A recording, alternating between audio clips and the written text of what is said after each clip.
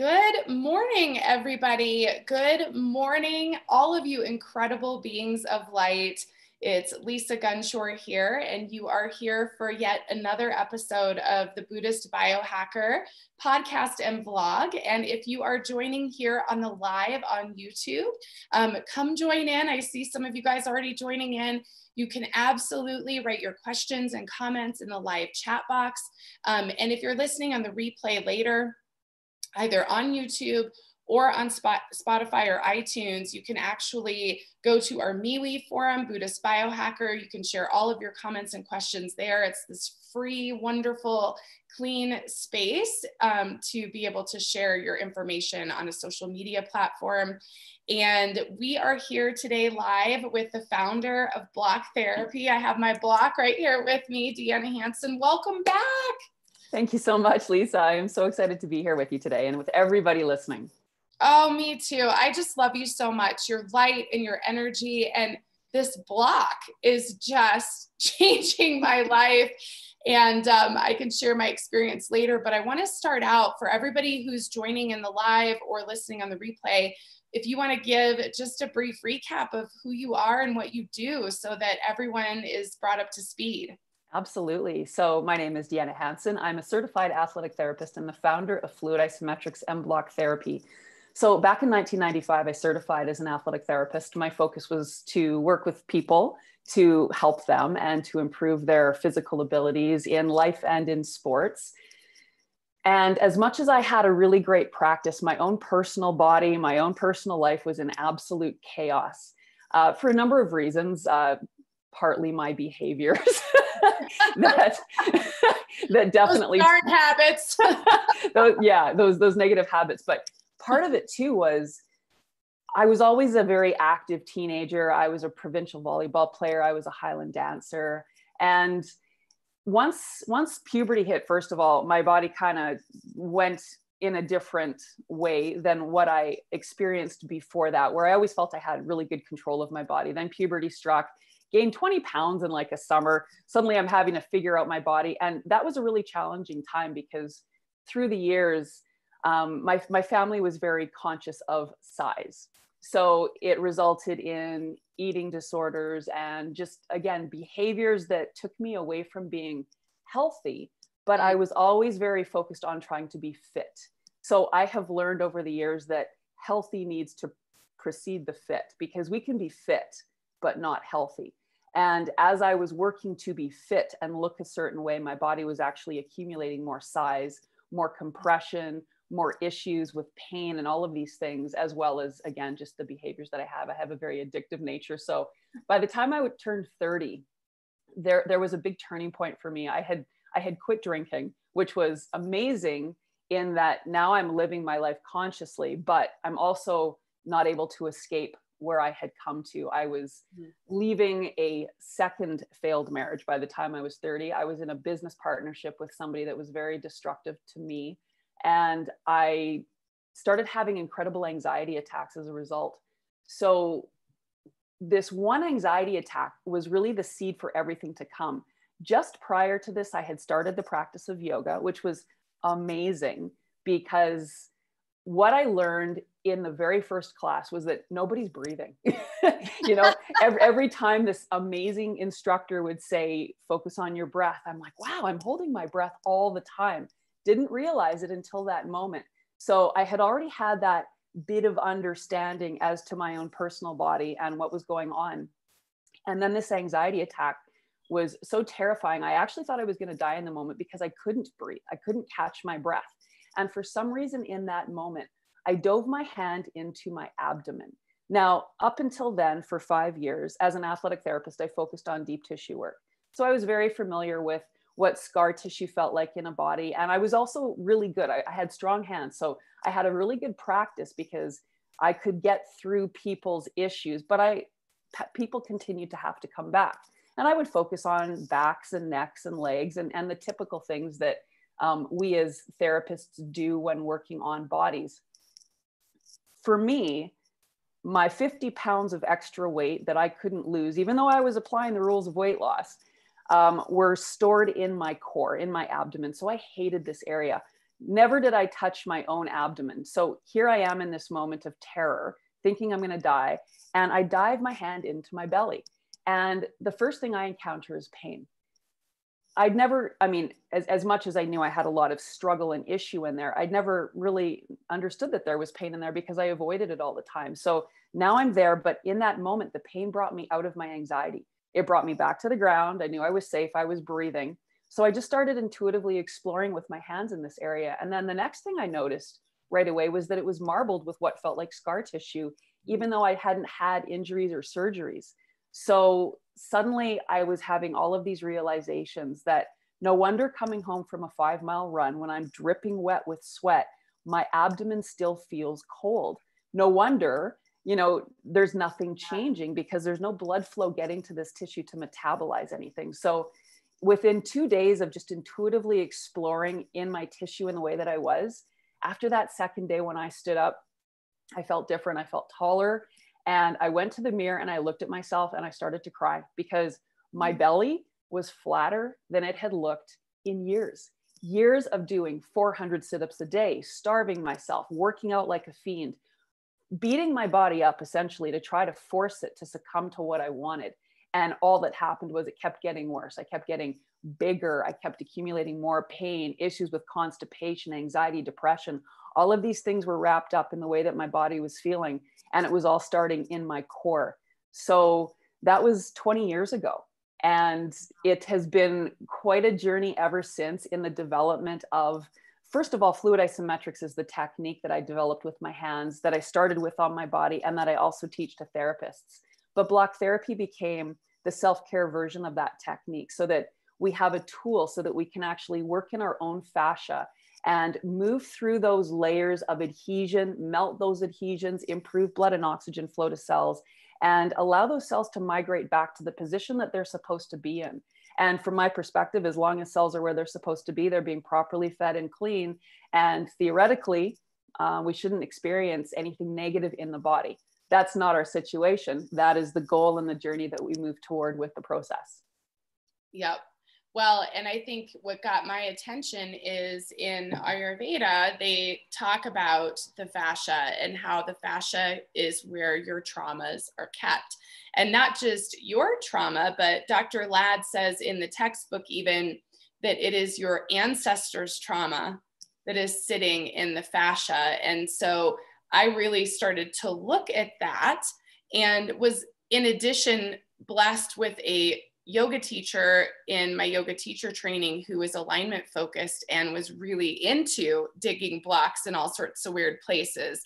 And I thought, well, this is a really peculiar thing. And then I met you through Rachel and through our last summit. And I'm starting to work with this block now. And there's so many layers of profound energy with this, but the first one I want to talk about is the physical piece, because there's so much to talk about with the spiritual and emotional piece. But when you lay on this block and you lay your belly on that block, it's amazing what's underneath there. I think that was my first experience with it, was just like you're saying, when you put your hand in your abdomen, it's like, whoa, is there really, I couldn't believe the pain I felt. I couldn't believe the noises that my stomach was making. I couldn't believe how difficult it was to breathe. And, I studied opera for 7 years through high school, junior high and high school. And, big belly breathing meditation instructor. And so I pride myself in how well I can breathe. And man, breathing into that block, your stomach muscles are sore the next day. So I just want to talk a little bit more, if there's anything else you want to share about how this, what is really going on in here? What's happening in here that there's so much pain? Well, first of all, the abdomen is a really interesting area because every other part of the body really is supported by the skeleton. So between the rib cage and the pelvis, aside from the spine, which is mobile inside the body, there's nothing holding us upright. Mm-hmm. And the diaphragm muscle is the foundation of the rib cage. If we are conscious breathers from the get-go, we have this incredibly powerful, unique muscle supporting the rib cage and everything up the chain. But the reality is we aren't conscious breathers. The diaphragm is unique because it's the only muscle that is under our conscious and unconscious control. So what that means is whether we're aware of it, we're going to breathe. Our body is designed to survive. When we actually breathe consciously, we thrive because we feed every one of our cells. I've heard anywhere from 35 to 100 to 6 trillion cells, whatever the number is. Yeah. Ultimately, we want every single cell in the body receiving oxygen and all of the required nutrients that that cell particularly needs in the moment, as well as the ability to move waste and toxins away so we keep the area clean. So as long as cells are fed and clean, they're going to be doing their job for us and working on our behalf to thrive. But because we aren't conscious breathers, this diaphragm muscle, it becomes weak, and it's the floor of everything from the rib cage up. So if we aren't strengthening it, then we start collapsing into the core of the body, the ribs that should have space between. See, it's interesting because the heart, we can be brain dead, but our body can still be alive. As soon as the heart dies, we die. So the heart, theoretically, is the most important structure, organ, muscle in the body for that reason. So it's going to be designed to have a container that is the strongest. So that means that the rib cage is the strongest container in the body. And part of what makes it so strong is the flexibility that it has so that it can withstand forces and recoil and go back. But if we're not conscious breathers and we start collapsing into the core because of that weak diaphragm, those ribs start to seal together and freeze together. And now we end up with a hard frozen shell. And the denser the area, the more gravity will manipulate it. So when we aren't conscious breathers, we become this very heavy body. The rib cage collapses into the core. And right below the diaphragm, we have the stomach organ, the pancreas, the liver, the gallbladder. Right above the diaphragm, we have the heart and the lungs. And so, well, and the kidneys and the adrenals in the back of the body are right below it. So when we're breathing properly, this muscle is moving up and down in the core, giving all of those organs and structures a continuous massage to keep the area heated and free of adhesion, as well as to pump oxygen to every part of the body and to remove waste from every part of the body. In fact, in 2014, they did a study in Australia that proved that 84% of weight loss comes through exhalation. So think about that for a minute. When I was in university and I was learning about, and I understood this before university, learning about the calories in versus the energy expenditure, but here it's not applying to me. Now I understood why. I was holding my breath for everything. So 84% of weight loss was not being removed from my body. And there's a really great TED talk on that, where they talk about how when we're breathing oxygen in, we're exhaling carbon dioxide out, and the carbon atom is part of that weight that is being exhaled. So that's part of this whole process of removing waste from the body, as well as toxins and everything else. So getting to this breath is really one of the foundational components of block therapy.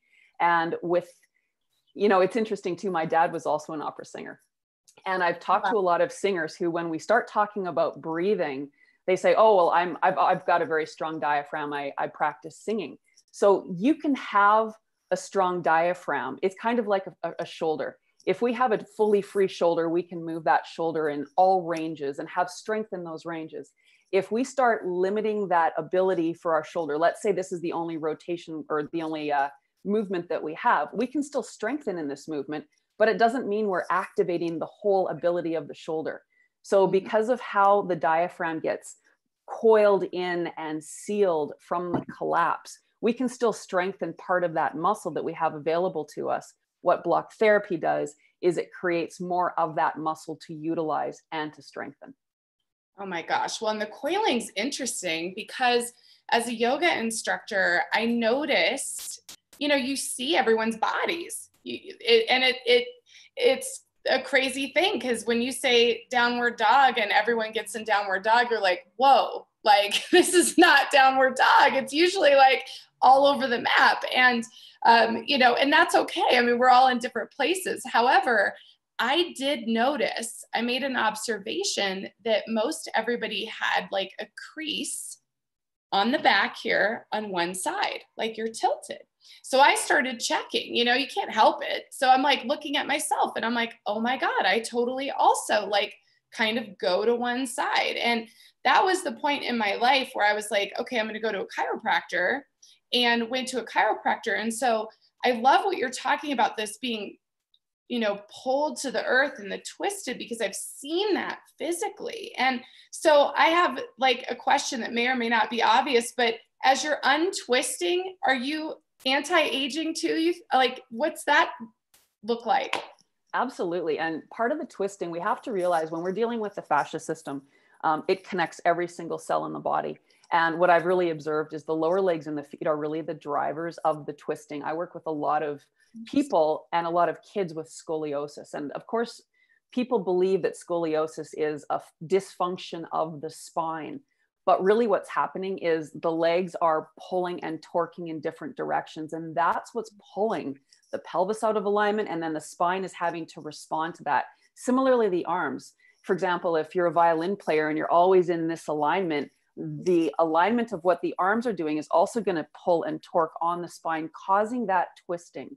So to be able to look at the body as a whole and to see where those cells have migrated to, and to be able to bring them back into alignment, basically, aging is a result of fascia compression, because gravity is constantly compressing us over time. We basically get shorter and wider as we age, and we're dominant on one side. So we don't just linearly collapse. We age in a forward rotational direction, dependent on what side is dominant, what are the sports that we're playing, what are we doing every day, all the time, that's adding up over time. So as we start working the body in its entirety and we start feeding those cells, we are literally taking time out of the tissue and putting the space back. So quantum mechanics, right? There's a space-time continuum. Over time, we get shorter and wider, we age. So with block therapy, we're going in reverse. So we get younger in our cellular health. Oh my God, I love that. Have you seen any results? I'm sure you have. Like, have you seen any anti-aging results or anything like that that you want to share? Because I'm just so curious. I heard you say, and I can't remember, I'm pretty sure it was on one of your YouTube episodes on your channel, which, by the way, everybody who's listening live or replay, it'll be in the show notes so that you know how to connect with their channel too, because it's such a great resource. But you had said something about somebody's gray hair going away. Oh, yeah. I have a thing about this because, you know, the gray hair, so part of our biohacking thing is, part of gray hair is the excess peroxide on the brain because of the amount of infection or co-infection or whatever's going on in your body. And so I'm sorry guys, this is colored for surezies. I'm not ready yet to do it, and maybe I'll get rid of it. That's why I'm asking you. But I have had gray hair, like salt and pepper hair, since I was a teenager. I mean, I've had it for a long time, and it's great. Did the genome analysis, get why, but then I hear you say this. I want to know more about this and any of these other, like, what does everyone experience? Because that's part of, you know, not just wanting longevity of life, but as we move into this new reality, we move into this golden age, we are going to be living longer. Our environment is going to look different. Like, what have you seen for results? Well, it's unbelievable, actually. And my book, which is the same title as this, Fascia Decompression, The Missing Link in Self-Care. In each chapter, I have a testimonial from somebody that had been blocking from anywhere from 6 months to 3 years. And it's pretty amazing because a large number of people in my community are women between 50 to 75 years of age. So are a lot of the teachers in my community. And some of them were sharing that their hair is fuller, that the color is coming back. One of my very new teachers, Heidi Hunter, she is making serious waves. And 2 months ago, I had a challenge. I had a 21-day facelift challenge. I created a program that people in my community went through, and then we did before and after photos. And honestly, that was amazing. But Heidi shared her photos after 6 months. She's 60 years old. And in the before pictures, she had her photo. And then in the after pictures, unbelievable. And that was 2 months ago. I'm actually going to see her tomorrow. She lives an hour outside of Winnipeg. And from that point until now, it's continuous. When I saw her photos from the back, she looked like a fit 60-year-old in the before photos. Now she looks like a 20-year-old. It's unbelievable. So the experiences people have are as varied as the experiences that people have with suffering, because whether we're talking about pain, the size and shape of your body, how we are aging, disease, it really all comes down to blocks to blood and oxygen flow to cells that occur in the fascia system.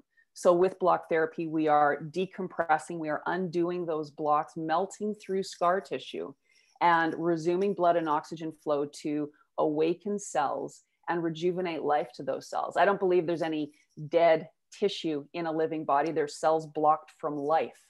And if we can take those dams out of the way and improve that flow, then those cells wake up again. They want to be working on your behalf. But that compression, that gravity as a driver is constant and relentless.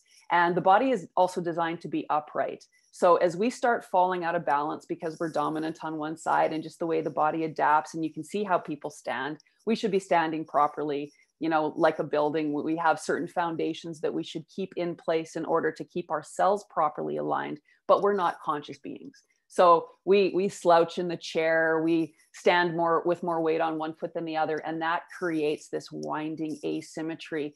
And because the fascia is designed to support our uprightedness, what it does is it grips onto bone to try to create that stability. That's what cellulite is. When we're starting to tip off balance, the cellulite will twist and grip to create that stability. The challenge here is that it does so with a force up to 2,000 pounds per square inch. So that's an incredible force that the fascia is hanging on to. And the further from the engine, the more frozen the fascia. So the forearms and the hands and the calves and the feet are the areas of the body that are the most frozen. So for somebody, say, with a scoliosis that spends all of their time working on the spine, as soon as you start walking, your body's going to get pulled back into that fascia pattern, because that's where the fascia is the most frozen. So to be able to look at the body and understand what we need to do for balance and symmetry is the work that block does. And it's 3 parts. Lying on the block melts through the adhesions as you're directed to follow the pain. The breath inflates the space that was once compressed. And then the third component is proper postural foundations and understanding how to support the lower body, calling it rooting, and then how to support the breath, that being the next foundation. And then the third foundation is for the head and the neck alignment, and the tongue muscle is in part designed to support the weight of the head and the neck. But again, we're not taught this. So people that have, say, a double chin, it's a displaced tongue. So having a different perspective and understanding of what's going on in the body, and whether we are looking at the body from a perspective of vanity, health, function, or aging, it all is the same thing. And it's all about making sure that those cells are in position that they're supposed to be, so that they can receive what they need and keep clean, so that they're just a really well-oiled machine. Oh my God, I could listen to you all day. I'm like getting goosebumps. The work you're doing is so important. Like now, like right now, the time is now to be doing this work because of where we're headed, because of what our physical bodies are doing. And my experience, I haven't shared too much really anywhere about it, actually, but I also I had a lot of physical challenges. I was fine. Like in high school, I thought I was physically active. I was a cheerleader, but I was definitely not the flexible kind of cheerleader. I was definitely a hyper mobile, hyper strong kind of person and not very flexible. But by the time I was 25, I weighed 250 pounds and I was unhealthy in many ways. And much like you, I had that moment of awakening and awareness of this. I don't think I'm healthy. And I'm saying this because I am going to imagine that there are many of you guys listening, watching live or listening later, who maybe think I'm not physically fit, or I don't, I'm not into fitness, so this isn't for me. I hear a lot of that with yoga, like I'm not flexible. It's like, that's not the point. And so I'm saying this because it's not the point. It doesn't matter what your starting point is. But I can tell you, I'm 100 pounds lighter today than I was in 2006 when I weighed 250 pounds. And I'm still working on it. And this block has really been what's next for me because I've been measuring. And since working with this block, working on the fascia, especially my hamstrings, I have gotten 9 1/4 inches out of my hamstrings in 2 months. 2 months, you guys. I've practiced yoga for 20 years. And I've never been able to touch my toes, just can't do it. And I can touch my toes. I can put the palms of my hands on the floor. This is major. And that's just the physical aspect. Like we haven't even gotten to the spiritual aspect, but I want to say this because no matter where you are in your journey, this journey is very important because as you dig into the fascia and the pain, you start to see yourself for who you really are in a beautiful way. And also in a way maybe you didn't see before, because I think it's so easy. And don't you find this, Deanna? It's so easy to say, this is just how I am, or you even just don't realize it. You don't even see it. And when you finally do, it's like, oh my gosh, like, my family inherently hunches. And again, working the fascia, working with this block, working with my yoga practice, the integration of those things. Even my husband's like, wow, he's like, you really, there's physical changes in being able to sit up straight, holding my body differently. I wore heels in fashion retail at 250 pounds for a decade. So you can only imagine the destruction of my calves. And so anyways, I just want to stress how important it is. And I don't know what your thoughts are on that, Deanna, but it's just the work's so important for our health, to be here on the earth, but also to be able to see yourself for who you really are and to be able to eliminate these toxins that are weighing you down. And what it really comes down to is every single cell in the body is equally important. And if we're looking at the body from a perspective of survival, of course, the heart, the brain, the organs, the body is going to systematically shut down in a way to allow survival. And that's kind of what aging is.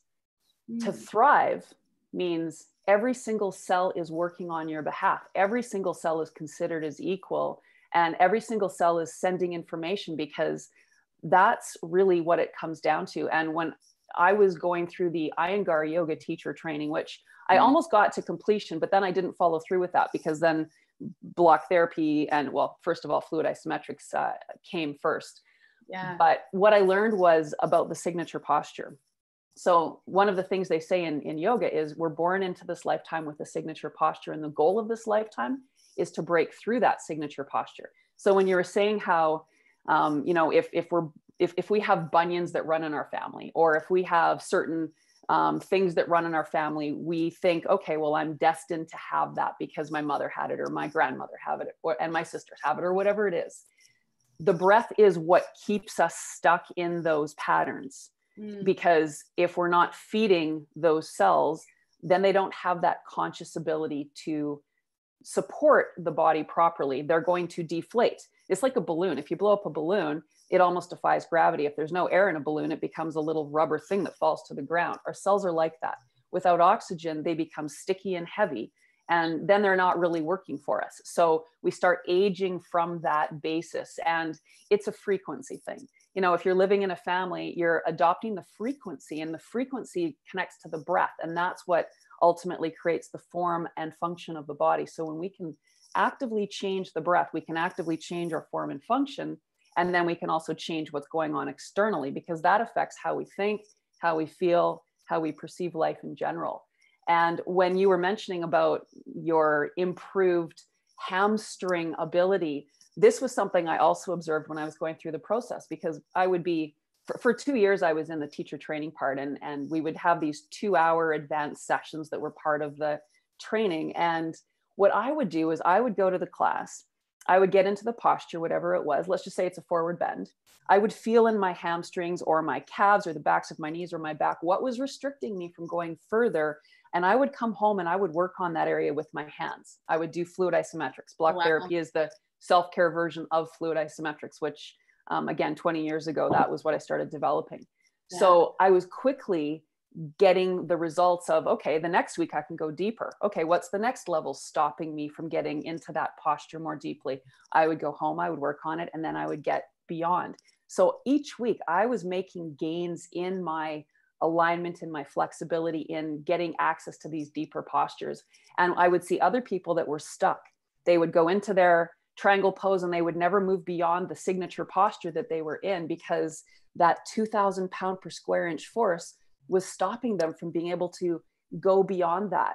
So the hamstring is a super easy thing to understand too, because when it grips and wraps around the femur, it's locking that joint. So you only have so much range of motion available to you. When we start blocking and releasing that from the bone where it grips and roots, now we have more of that muscle that we can access to lengthen with things like yoga and stretching and Pilates and all of the other things that help to bring that integration into the body. Yeah, I think it's profound. I see the changes in my body and it just blows my mind. And I encourage everyone to give it a try, because the changes that you have in your body are amazing. And I want to talk about the emotional and the spiritual. And I was telling you before that we went live, and I'm going to share now, I had this crazy profound experience with the block last night. And there were two very specific things that I felt, one of which was when I put the block deep into my armpit, I found this spot, because you kind of move for that pain, like you teach us. And I found this spot and I just pushed into this spot. It was just, I don't know what it was, but it was so painful, and yet it felt so good. And I felt excruciating pain. And then all of a sudden that calmness, that peacefulness, and that release of the third eye. It's like my eyes were closed and I'm leaning into it. And I just saw all of this light and all of this energy, and all of this blood flow just went through my hands. And instead of in the past, working with this block in the last few weeks, when I'm in those spots, often I get like tingly or numb feeling. And instead it was like this extraordinary energy and flow and movement and openness in my right side and in my right hand. And I'm actually left-handed. So my right hand, doesn't have the activity or the movement that my left hand gets. And so it was so profound and so amazing. And then the other thing that happened was I put the block into my calves. I'm really obsessed with my calves, and they like crave it. They like want me to stick that block on there. But I went off to the side, and same thing on the right side. I went off to the side and pushed into this excruciatingly painful space. And I had all of these images of being indigenous, being in indigenous tribes, ancient old lifetimes. And it's just dawning on me in this very moment. The only other time I've had that image was in the Memphis Gong Chamber when Jim Pettit, the owner, played the Earth gong. That's the Earth planetary frequency, is the only other time I've had that same vision. Interesting. I'm just realizing that. But I saw that. And so I want to talk to you about not just accessing past lives. We got to talk about that, but also like the opening that happened there. The only other thing I want to say to everybody listening is I have had challenges with circulation. I also have challenges with my neurological system, in which no matter how toxin free I am, I still will get numbness in my hands and my sleep. That has stopped since I've started working with the block. Done. Hasn't happened. I have blood flow in my fingertips. I don't have to go get in a hot bath to like get circulation. So I want to talk about the circulation piece, but then I also want to talk about the past life piece. So wherever you want to go with that. Well, starting from the circulation piece, you know, in through here, we have channels, we have the nerves of the blood vessels that supply the arms and the hands. So when we collapse into the core, the rib cage is the foundation of the shoulder joints and the head and the neck. So with that collapse comes collapse of the joints, and then that affects flow into the arms and the hands. And without flow, we don't have connection to ourselves. So also, you were talking about the pineal gland. When our shoulder is rotated this way, we're blocking flow into the head and the neck. And right through here, the carotid arteries, they're the main arteries. I mean, we've got more than just those, but they're the main arteries supplying the head and the neck. So when we're in this position, we are literally blocking flow up into that area. And the frontal lobe in the brain. This is the part of the brain that is, well, I mean, I'm reading Joe Dispenza's Evolve Your Brain, and he gets into immense detail about the frontal lobe. And when we don't actively have blood flow to the brain, that part of the brain, what happens, and just the difference in life, because we become complacent, lazy, we don't have new ideas. The frontal lobe is where individuality is based from, in our personality, and so many things. So there's also a book by Dan Levitin called Successful Aging. And he mentions that as we age, you know, the frontal lobe basically isn't getting as much blood flow. So in my understanding of alignment, it really all comes down to the fact that we age in a forward rotational direction, because as we start tipping, the brain is going to start getting pushed and squished up against the skull. And then that's going to, over time, start to show a decrease in blood flow. And without blood flow, whether we're talking about a muscle, ligament, the brain, the heart, whatever it is, it's going to start not working the same as it was designed to, because it needs to be fed and cleaned on a continual basis in order to function. So when we are experiencing an improvement in blood flow into the hand, or we're having a spark of insight, or we're releasing some negative emotion from the body, we're creating space. And that's the first piece of block therapy, is creating space, because with space, we have flow. When we don't have space, we don't have flow. And talking about the spiritual aspect of block therapy, what we are consciously aware of is a very, very small amount of our physical bodies and our cells. We basically really are only aware of what hurts. You know, you're not going to think of your pinky toe unless it hurts you. Otherwise, it's there doing its job, but you're not thinking about it. You're not even really aware of it. So with block therapy, we're connecting to the cells we're connecting to the cells that are deeper than what we are consciously aware of. And through the process of moving layer by layer by layer into the body, we're getting back to our higher self, our true self, what we are really destined to do on the earth here. And it takes you away from that ego, because, you know, the ego is connected to the signature posture, what we're born into, the belief system that we've been given. Going through this process allows you the opportunity to see yourself, as you mentioned beautifully, from a completely different perspective, to see who you really are. And it's because you're hearing what your cells are saying, and your cells make up who you really are. So if we're ignoring ourselves, if we're taking meds to mask pain, or we've posturally shifted to be able to golf even though we have a sore shoulder, these add up over time, and it takes us away from listening to our own body. So we start using the ego to fill in the gaps. We go based on what other people's opinions are, or memory of past experience, rather than looking at each moment as unique and something that we can make a choice in. So by connecting to those cells and having that space, it gives your mind the space, it gives your heart the space to create a different path than the path that you're currently on. That's so beautifully said. And, you know, I read in my Ayurveda textbooks, it said that the human body was designed to live 180 years. You know, if you take away all the toxins and all those things, and this just, you know, makes me think of that and think of the possibilities for all of us if we're working on ourselves. And I say that to my teachers all the time, like whenever I'm having a conversation and I see their before and afters, and part of the university training is to teach people how to assess, to see the cause sites, because part of the understanding is that where we have pain, that's the pain site. What's causing that is something different from that site. So, you know, I have all these one-on-one times with these teachers, and I always say to them, like, we're at the forefront of something. Like, you know, the concept of aging as we understand it today is very different than where we're going. So who knows what that looks like? How old will we be? And how will we age? To me, I would rather die younger and die healthy than go through a degenerative process where you're having to give up parts of your body, parts of your capacity to live a full functioning life for the sake of surviving.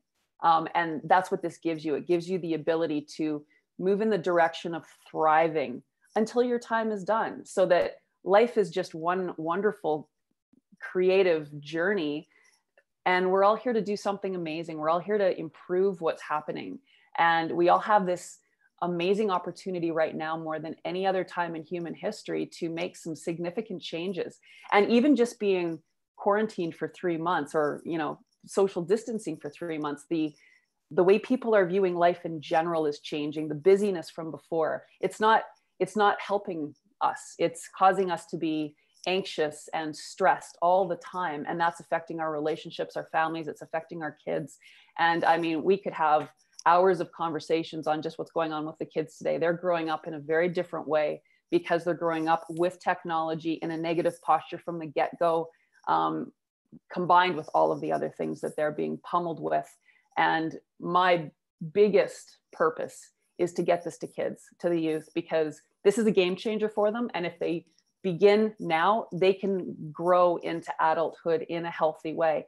They're growing compressed. So already their bodies are deprived of the life-giving nutrients that oxygen really is. And they're being affected by it. We're seeing that with the suicides, the depressions, the ADD, all of these things. And again, there's a lot of reasons for it, but I believe when we create that space and we get them back to using their bodies the way it was designed to be used, that we can reverse all of those negative things and we can get their bodies back to thriving again. Hear, hear. I mean, truly. I mean, I have 4 kids, 4 step kids, and I see it and feel it. And you just want to get them to the other side and not have them go through the same experiences, you know, that same suffering that we did. And like you said, theirs is exponential. And, you know, Spirit delivered a message for this year back in November to me to share with the community. And the message was that 2020 was a year of becoming genetic transformers, and that our mission is to break free of our inherited genetic structures and our ancestral lineage and step into our soul purpose. And I just can't say how fabulous it is to meet you and to be able to share you with the community, because block therapy and what you're teaching, what you're sharing, what this is a huge part of that. And I had a vision this week that really opened my eyes to what they meant when they said free ourselves from our inherited genetic structures. And you've touched on it a few times today, which is, it is time to clear away the past so that we can live in this present moment, this present time, so that we can move into a new reality free of the negative systems and toxicity that's been hurting us for a long time, for lack of a better word. I'm like, I can't think of a better word. But when you ask yourself, for everybody listening, when you ask yourself, well, how do I do soul retrieval? Or how do I clear my ancestral lineage? Get on this block. Because when you dig that into your body, you're digging into the fear, the suffering, the stress of decades and decades of ancestral oppression. And when you dig into that, you're releasing the inherited gifts, because we have these gifts. There's a reason we chose to be born in the families we're born in. There's a reason we decided to be here right now in this global ascension. And so it's so important. Like this is transforming your body, and it's transforming your light body, you know, and getting the light and the oxygen into the cells is so important. What's next for you, Deanna? I mean, it's obvious you're still researching every day. It's obvious from how you talk that there's more studies and more learning, but you know, what's on your radar right now? Like, what are you looking at from here? Great question. There's so many things. And really, I feel I've just touched the surface of what I want to share. I mean, right now it's getting to as many people as possible. We are in a bit of a hurry to get people connected to themselves. When we can start feeling that peace within, we make the choices necessary to create peace on earth. If we continue to look at trying to create peace from an external perspective, we're never going to get there, because it comes from who we are and the frequency that we emit from ourselves. So I have a university program, and currently we have almost 140 people now, either teaching or actively going through the program. In fact, we recently certified our first individual in Europe, in Belgium. So that's really exciting. We have many throughout the world, but we're making progress there. So teaching others how to see the body, how to understand the cause sites, that's really the key from the perspective of teaching this to others, because again, we can spend years working in the pain site, but if we don't address those causes, then we're just kind of going in circles. So being able to teach people how to see the fascia system as a whole and to understand that, that's a big piece.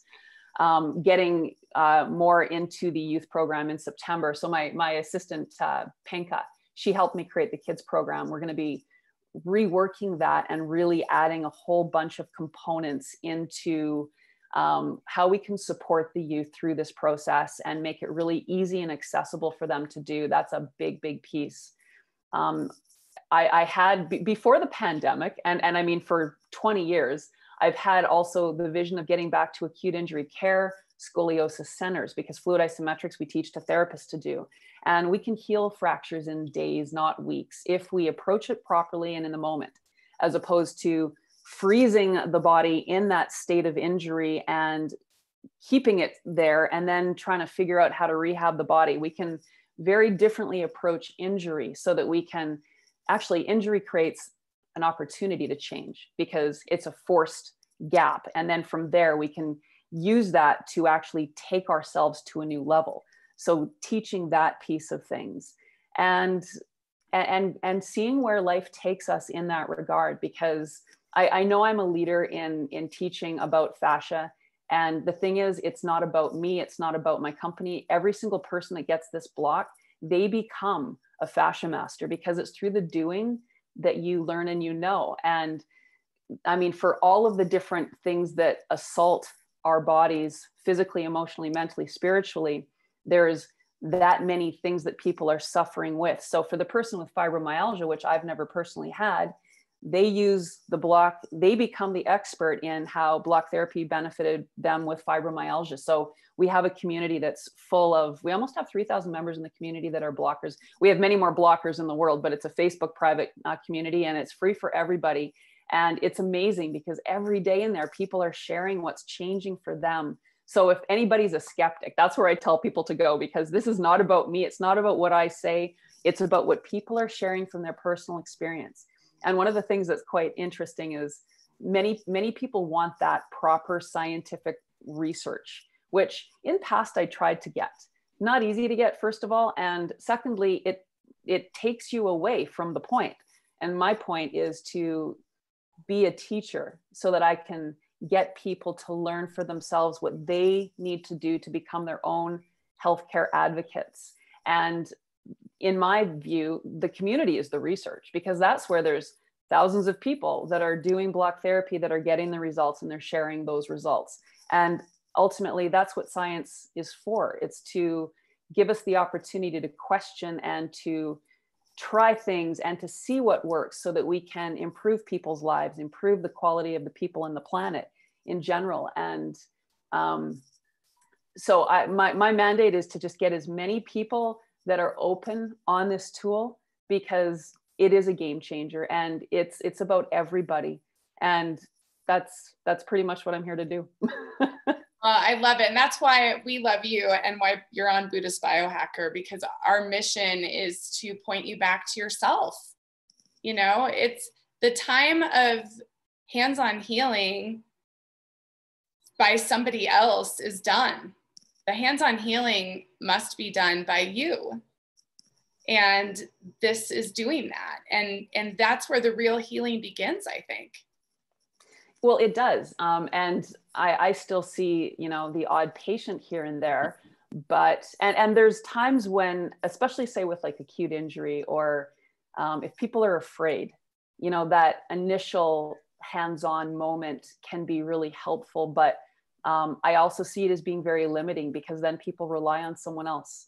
And when I can get people to use the block and heal themselves, for me, that is far more satisfying, because that's the point.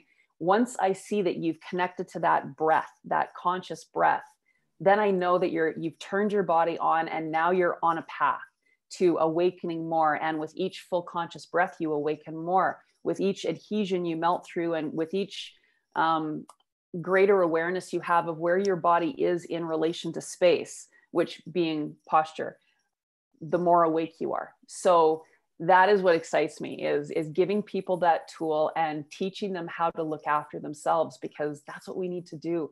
And the thing is too, it doesn't matter how old you are. It doesn't matter the state that you're starting. It doesn't matter if you're an athlete, if you're a couch potato, whatever you are, starting this process will melt through adhesion and improve blood and oxygen flow to cells.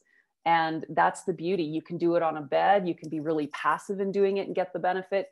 You can also take it to another extreme and add in isometric resistance and holds in the body to turn on that more active exercise component of it. So that's the nice thing too. I had a woman at 86 that started the process and, you know, had amazing changes. She actually shared that when she went to her doctor, she's had issues with her eye pressure for years.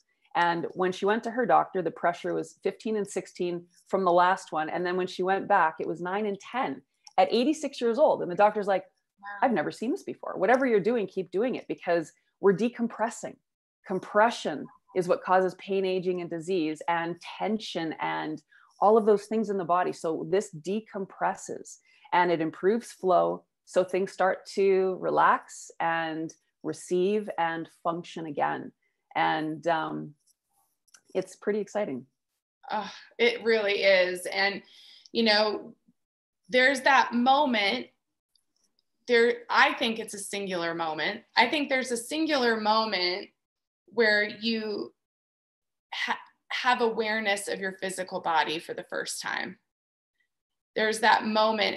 And there's this time period where you're denying where you're at. And sometimes that's just out of frustration, like you were talking about. You know, you have these areas of your body, you're like, oh, I just, you know, I can't ever make a change here. And so no matter what the reason is you're denying it, when you take that singular moment and you create awareness of your physical health and where you're at, what do you want to say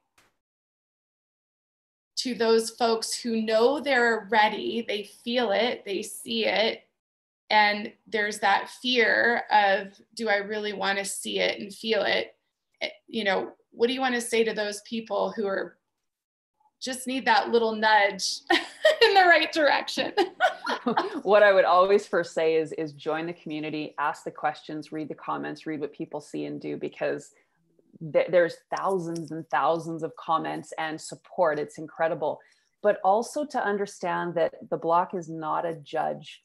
That is one of the really cool parts, because I mean, again, my behaviors in my 20s, you know, led me into some really negative experiences, things that for years I held on to with shame and guilt.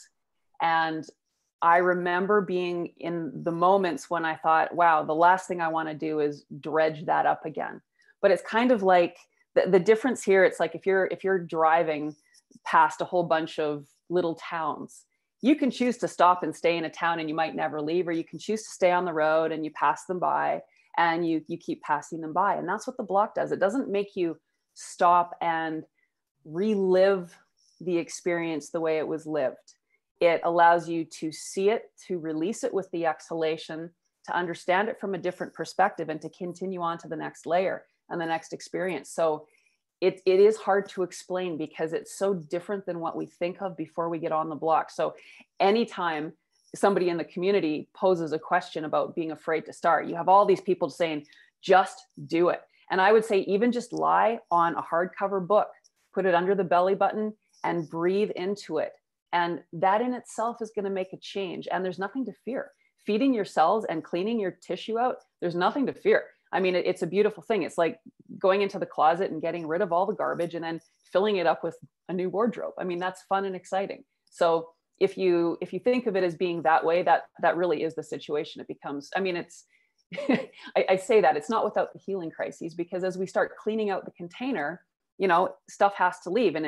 But again, it's fast, it's continual. And with each level of release, there are gifts that come with that, whether it's an improvement in range of motion, an ease in the way that we think about something, better sleep, a letting go of a past thing that was really bothering us. Like, all of this is tied into those fascia entanglements, and they seal and they stick onto the bone. And as soon as we start going in and we open up an area, we release the tension, we release the memory, we release the emotion that was connected to it. So it becomes this very beautiful, passive, continual moving backward through time in your tissue and cleaning itself out, and no one's judging you.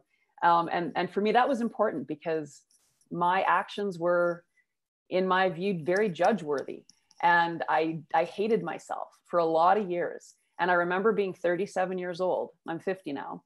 And that took 7 years of going through this process before I finally was able to look at myself in my worst moments and see the beauty and the value in it, because that's what brought this to the world. Without me being in the deep, dark state that I was in, it wouldn't have happened. It was through my anxiety attack and terror when I was in a very, very difficult time in my life that this began. And from those deep, dark moments, usually the equal and opposite happens if we allow it to. So I now look back at that messed up alcoholic in my 20s, and I love that woman, because from that person, a lot of people are also benefiting. I love it. So beautifully said.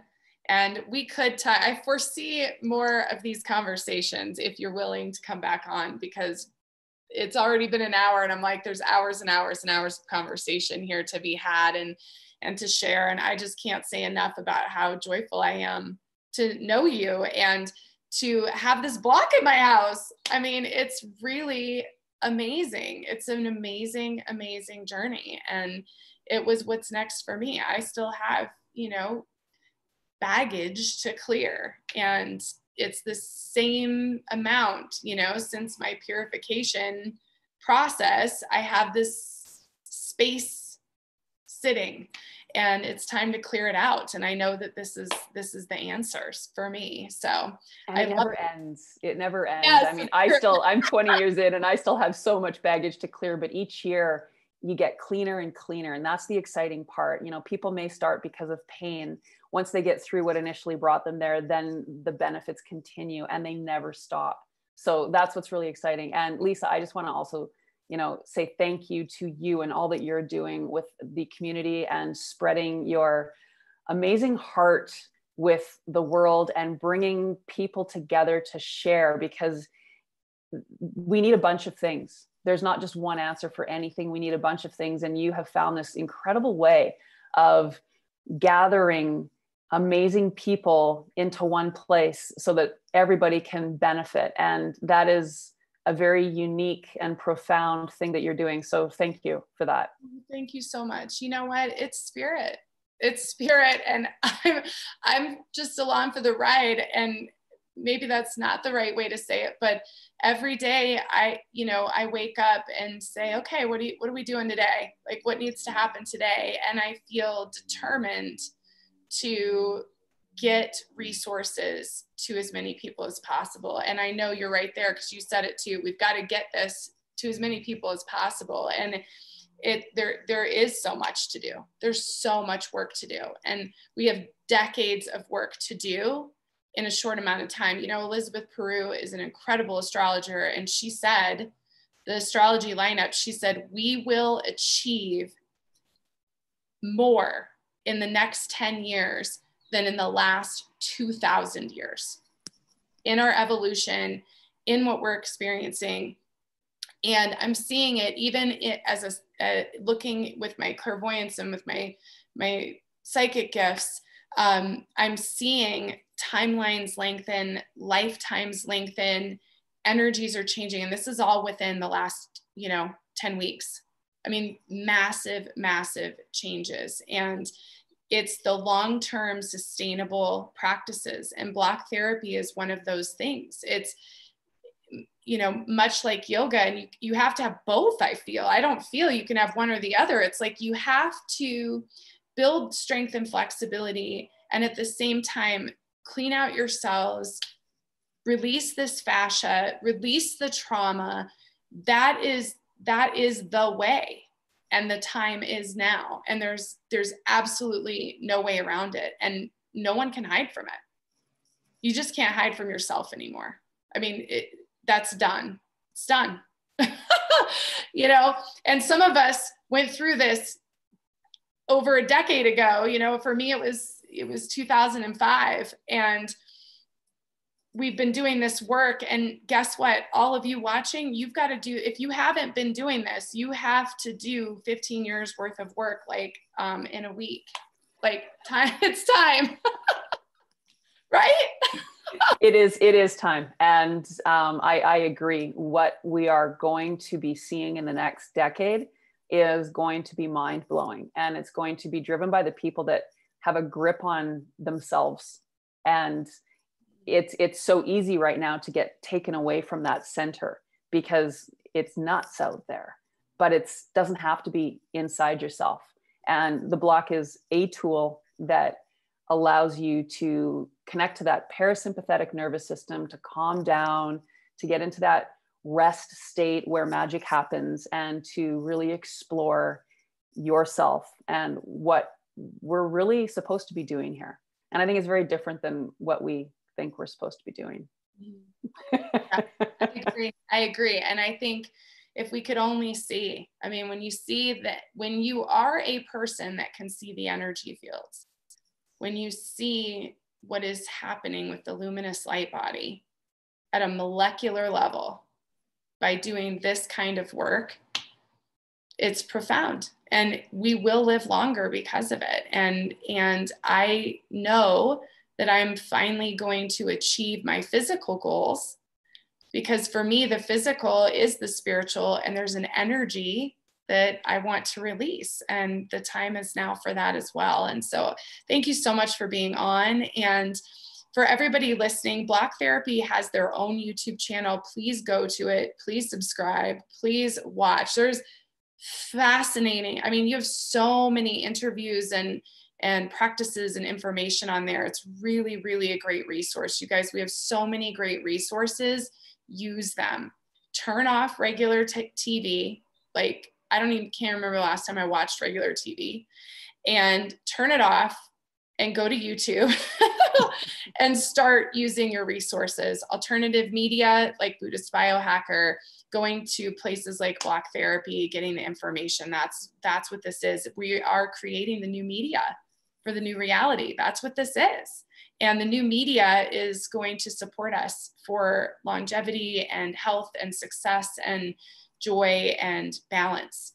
And I will put in the show notes everything you need I am so happy to be an affiliate partner with Block Therapy, both with Buddhist Biohacker and with One Heart, One Earth. So no matter which site you go to, if you go to the partners page, they're right on top and all the links are there, but I will include links for a free gift and some more information here on this YouTube video. And if you're listening later on the audio, iTunes and Spotify, it'll be in the show notes there as well on the apps. So thank you, Deanna. I think we need to have you be one of our featured guests. We have like monthly features. So I think let's do that. Because I would love that. I love talking with you. I could just sit here for hours and just, you know, continue to go back and forth. So anytime you want me, I'm here. Yes, I will be messaging you later. Wonderful. Yeah, we could talk for hours, and there's the science and there's just so much to dig into. So thank you. Thank you for everybody who's watching on the live. Really appreciate you coming on and joining in. And again, you can go to our MeWe forum. We have set up a Buddhist Biohacker forum in MeWe, which is, again, a well-balanced social media platform that is not managing algorithms and all those things. You can actually see who's who and what's what. And it's a great spot for you to continue this conversation. So I'm going to post this replay there. Any questions and comments, share there, and I'll make sure to get them over to Deanna so we can continue this conversation. So thank you so much. Thank you so much. Thank you to everybody who's watching. And up next in 1 hour, we have Jeff Strong from the Strong Institute, world-renowned drummer and scientist, who is going to tell us how drumming impacts our brain, which I'm really excited about. That'll be cool too. So thank you. Thank you so much. I love you so much. And thank you to everybody. And we'll see you soon. Mwah. Bye, everyone.